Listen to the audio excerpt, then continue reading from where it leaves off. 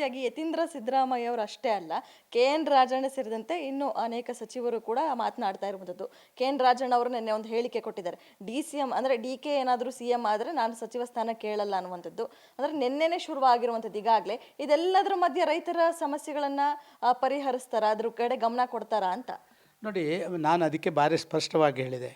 ಒಂದು, ಅವರ ಮಗನನ್ನೇ ಎತ್ತಿಕಟ್ಟಿ ಯಾವುದೋ ಒಂದು ಸ್ಫೋಟಕ ಹೇಳಿಕೆ ಕೊಡುವುದರ ಮುಖಾಂತರ ಬೇರೆ ಎಲ್ಲ ಇಶ್ಯೂಯಿಂದ ಡೈವರ್ಟ್ ಆಗಲಿ ಅಂತ ಹೇಳುವುದಕ್ಕೆ ಈ ಸ್ಫೋಟಕವಾದಂಥ ಹೇಳಿಕೆ ಮಾಡಿಸಲಿಕ್ಕೂ ಸಾಕು.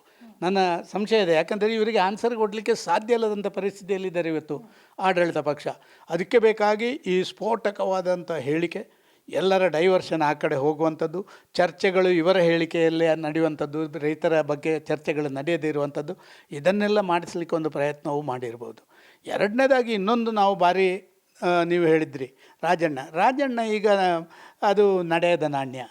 ಯಾಕೆಂತೇಳಿದರೆ ಸಿ ರಿಜೆಕ್ಟೆಡ್ ಗುಡ್ಸ್. ಈಗ ಯಾಕೆಂತೇಳಿದರೆ ಎಲ್ಲರೂ ಅವರನ್ನು ಹೊರಗೆ ಹಾಕಿದ್ದಾರೆ, ಅವರ ಮಂತ್ರಿ ಸ್ಥಾನದಿಂದ ಕೆಳಗಿಳಿಸಿದ್ದಾರೆ. ಆದ ಕಾರಣ ಇವತ್ತವರು ಎಷ್ಟು ಬೇಕಾದ್ರೂ ಬೊಬ್ಬೆ ಹೊಡಿಬೋದು ಹೊರಗೆ ಇಟ್ಕೊಂಡು.